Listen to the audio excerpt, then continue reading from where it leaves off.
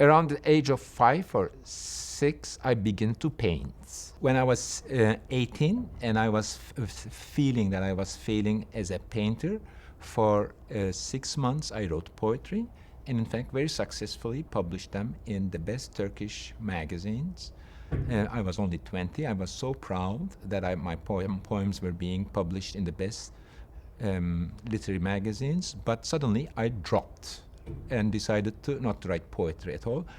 Perhaps I felt that I was not being authentic, real, but imitating the fashionable, intellectual language of the time. I agree with him that poetry is such a deep value, but it's so hard to get it. It's so hard to pin it down, and it's so hard to be assured that you're having it. And in a family of civil engineers, my grandfather was a civil engineer, so was my father and uncles, and what is expected of me to go to the same civil engineering school, the best in Istanbul.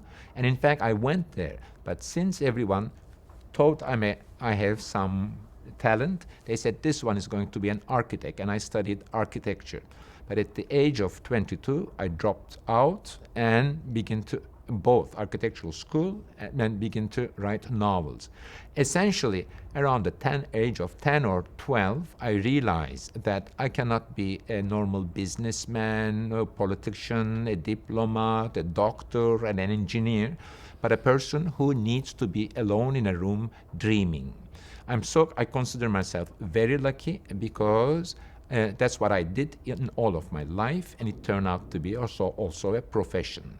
I'm happy because by nature I need to imagine, I need to use my imagination, I need to turn reality around and think and play with it. It's inevitable.